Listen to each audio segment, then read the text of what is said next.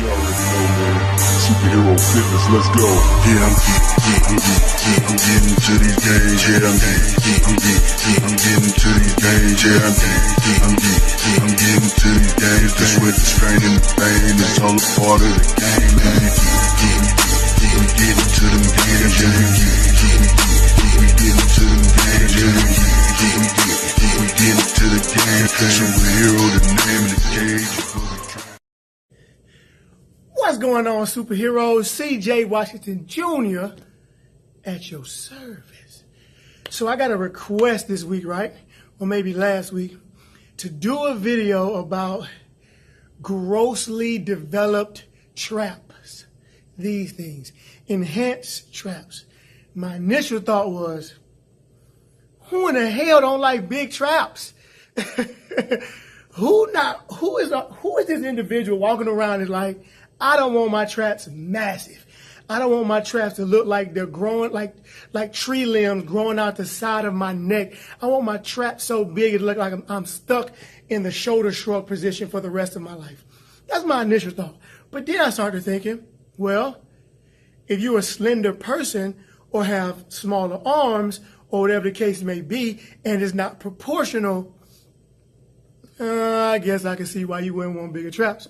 So that's why I'm here. I'm here today to give you a couple reasons why that may be the case with this individual and you if you're watching this video, and also what we can do to train around that to actually make you more symmetrical so you ain't looked all jacked up and out of shape and whatnot. So I'm gonna give you 3 different exercises and to be able to handle that. So first, let's actually talk about why a person may be like this. Number one, we already know genetics. We are genetically inclined. We call it being congenial when things happen from birth. It's just blame your mama. You know that little song? I get it from my mama. You talking about that ass? But realistically, that's the truth. You know, we get a lot of things from our parents. We get a lot of things from our grandparents. Whatever our genetic makeup may be, then that's pretty much why we look and we are shaped the way we are shaped. That's number one. Number two, you actually can be moving improperly and engaging the traps when not necessary. One of my clients from back in the day had this issue. She would engage her traps all the time. She would engage her traps in pressing. She would engage her traps doing push-ups. She would engage her traps doing pretty much everything. Standing around talking on the telephone, whatever the case may be, she would engage the traps. So what does that do over time? Of course, they start to grow. Just like any muscle, if we're using them all the time, they grow, they develop. Problem with it, if you're not training the rest of your body in a similar fashion with the same amount of volume, then of course, you're going to have grossly or overly or enhancedly. Is that a word? Enhancedly? It is, right? It's a word right now. Enhanced traps.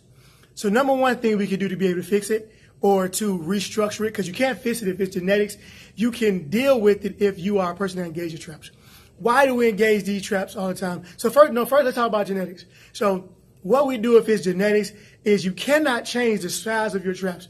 So what I would do is I would stop isolating the trap muscle. I would stop. I wouldn't do any shoulder shrugs anymore. I wouldn't do any lateral raises. I wouldn't do any trap raises. I wouldn't do any farmer's carries. I would lay off on some of the deadlifts. And y'all know how I love my deadlifts. But if you continue to train these traps where they're getting in large amount of work and volume, they're going to continue to grow.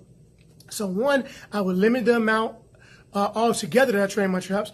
I would never train them in isolation again at all. What I would do is I would build up the muscles. Russell Westbrook? No. I will build up the muscles surrounding the traps. I will build up my upper chest exclusively and my chest, and then I will build up my deltoids. What I'm talking about specifically would be the front deltoid. So we think about growing the front deltoid here, and we're thinking about growing the chest. But you probably say, don't we still have to press? Don't we still have to have mobility and strength, or are we going to develop an injury? Yes. So what we would have to do is, I have one exercise specific I'm going to show you in a little bit on how we can actually press, but shut off the traps. The next thing I would say, the other reason is maybe, so usually how your body works, if it's a yin, it's a yang. So if your traps are overly engaged and very, very tight, the opposite or the opposite of that muscle is probably going to be the one that's engaged or very, very loose. So if we're tight here, that means we have underdeveloped lats. So I would start focusing a lot on the lats. Do a lot of pull down, do a lot of deep pressing of the shoulder. I would lay off a lot of the rows, more pull downs, more pull-ups, all different angles and all different grips is one of the ways we would be able to attack it if you just overly develop. So recap really quickly, if it's from genetics, deal with it. But let's grow the area surrounding upper chest and front deltoids. And then if it's engaging other traps, we're going to limit the pressing that we're doing. I'm going to show you a special exercise. I'm going to give away the secrets today. I'm going to show you a special exercise to do. And then also, of course, any mild physical release will help.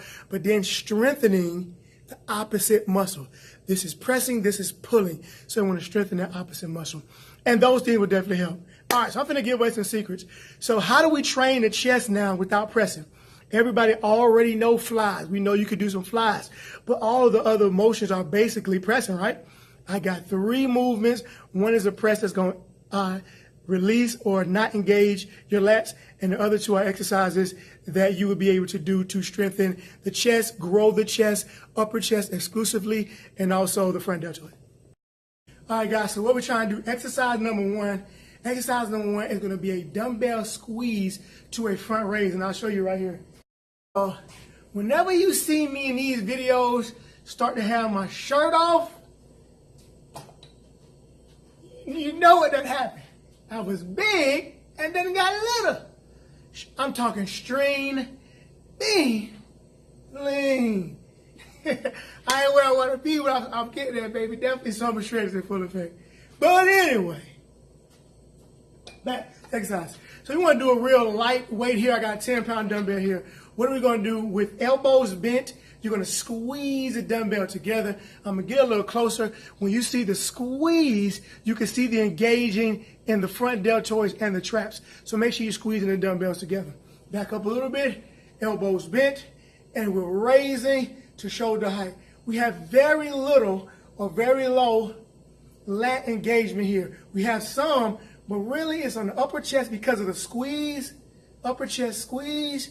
I feel it tremendously in my chest right now, way more than I do in my traps. Look, I'm gonna relax, get a little closer, squeeze, lift.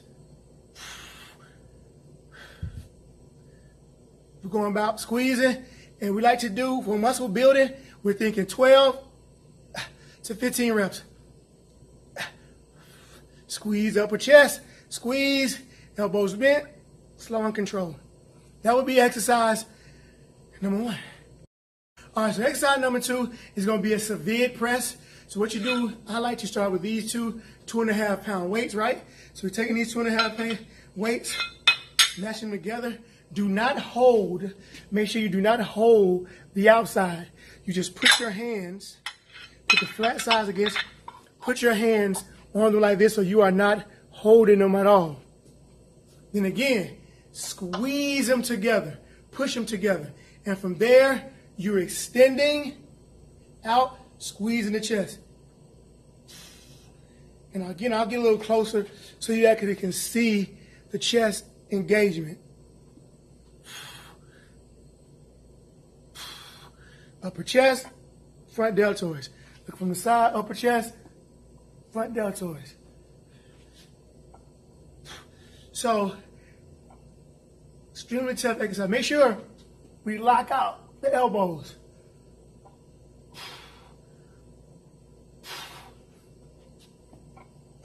Again, 12 to 15 reps. Slow and control, pause in, and then pause out. Now, it's time for me to give away my secret, man. My secret. This is going to be the 3rd exercise, how to press without engaging. For the last exercise. So whenever we sit down or lay down in the 90-90 position, which I'm going to show you here in a second, our spinal erectors basically shut off. It's one of the reasons why it's difficult for humans to sleep standing straight up, because our spinal, as long as we're standing, our spinal erectors shut off. Well, our spinal erectors is not the only thing that kind of shuts off. When you lay in a 90-90 position, we also can get the ability to relax the back, which actually relaxes the traps in pressing motions. Pretty cool concept. And also, you can actually end up being a pull as well. You can do a push-pull combo in the 90-90 position, which is what we're going to do. I'm giving away the secrets to the game, people. All you got to do is listen. All you got to do is follow what I'm saying. The secrets to the game for free. Hey, man. Listen what I'm saying. So I'm going to show you that, guys, that right now. So first things first, guys. As you can see, I put my shirt back on because if you ever been to Muscle Beach East Gym, my gym, it's dirty as hell in here. And I'm not trying to get staph infection or wingworms or rabies.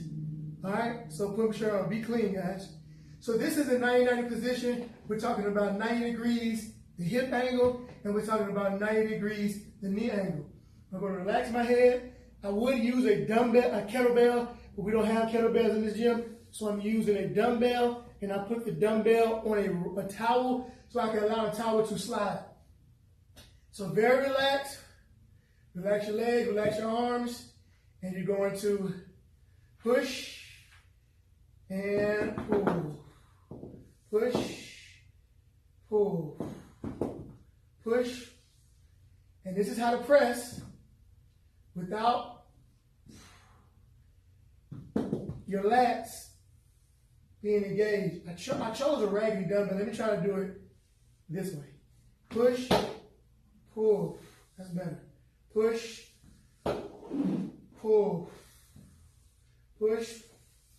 I can even feel here if I want it. I'm getting no or very limited lat engagement. And then, very limited trap engagement, but I'm getting total lat engagement when I'm pulling down. Push, pull. Make sure you relax lower body. Do not lift your hips up. You got to make sure you're relaxed. If you're not relaxed, your spinal erectors will engage again, and that will make your lats engage again. It's pressing motion.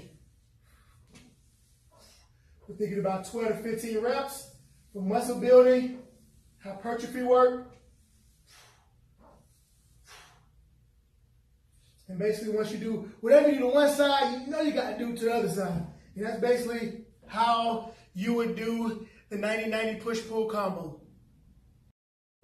So if you were that individual with that issue or those issues, now you have some tips that will be able to help you actually, and you can continue to train hard, man, and look good and be aesthetically pleasing and all those other things. And then most importantly for me, you could just be overall healthy. We don't get any kind of impingement or any kind of injuries or anything like that. But like always, baby, don't be stingy with your game. Share my video. This one right here, man. Share it. Like it. Comment. Subscribe. And make sure you hit that notification button so you can know when all my new videos coming in. Bye.